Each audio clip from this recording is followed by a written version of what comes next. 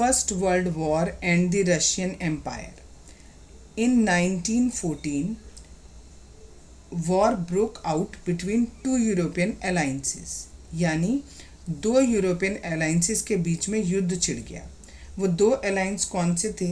एक था central power जिसमें जर्मनी, ऑस्ट्रिया और टर्की थे, जहाँ पर दूसरी ओर एलाइड पावर थी, उसमें फ्रांस, ब्रिटेन और रशिया थी। क्योंकि इन कंट्रीज़ की ग्लोबल एम्पायर थी, इसलिए इस वॉर को वर्ल्ड वॉर कहा गया। शुरू में सार ने सबको सपोर्ट किया, लेकिन धीरे धीरे सार ने डूमा से कंसल्ट करना कम कर दिया, तो डूमा ने भी अपना सपोर्ट कम कर दिया। लोगों में एंटी जर्मन सेंटिमेंट्स बढ़ने लगे और वो इतने ज़्यादा बढ़ गए कि उन्हें जो सेंट पीटर्सबर्ग, ये एक जर्मन नेम था, इस नेम को उन्होंने कहा हमें चेंज करना है और हमें इसका नेम चेंज करके उन्होंने उसका नाम पेट्रोग्रेड रख दिया। अब जो युद्ध हो रहा था उसमें जो ईस्टर्न फ्रंट था और जो वेस्टर्न फ्रंट था, वहाँ दोनों पर युद्ध करने के तरीके बिल्कुल अलग अलग थे। वेस्ट में जो आर्मी थी वो ट्रेंच से लड़ती थी। ट्रेंच होता है एक छोटा सा गड्ढा बना दिया जाता है ज़मीन के अंदर और सिपाही को उसी के अंदर खड़े रहना पड़ता है और पूरे दिन उसी में रहना पड़ता है, ठीक है। जबकि ईस्ट में आर्मीज़ को बहुत चलना पड़ रहा था, उन्हें वॉक करना पड़ रहा था, ठीक है। 1914 से 1916 तक रशियन आर्मी बहुत बुरी तरह तक हारी और 1917 में लगभग 7 मिलियन लोग मर चुके थे।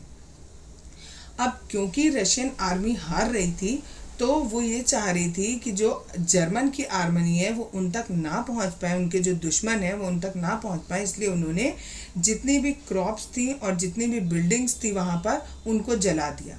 इससे 3 मिलियन लोग रिफ्यूजी हो गए, ठीक है। और इसका इफ़ेक्ट इंडस्ट्रीज़ पर भी पड़ा।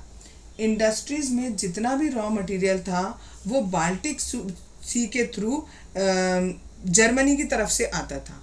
अब बाल्टिक सी पर जर्मनी का कब्जा हो गया, तो जर्मनी जो है अब वो बाल्टिक सी के थ्रू जितना भी रॉ मटेरियल है उसे रशिया में नहीं भेज रहा है।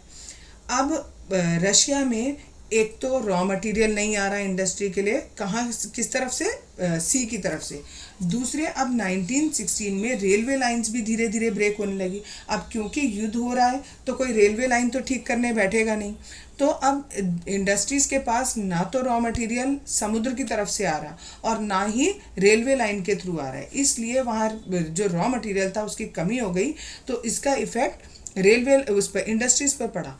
और एक और इंडस्ट्रीज़ पर इफ़ेक्ट ये भी पड़ा कि जितने अच्छे लोग थे, एबल्ड पर्सन थे, उन सबको तो वार के लिए बुला लिया गया था, तो लेबर की शॉर्टेज हो गई थी, ठीक है। और लार्ज सप्लाई ऑफ ग्रेन जो है वो आर्मी को फीड कराने के लिए जाने लगा। जब अधिकतर फीड हमारा जितना भी ग्रेन था वो हमारा आर्मी के लिए जाने लगा, तो जो आम जनता थी उसके लिए ब्रेड की और फ्लोर की कमी हो गई।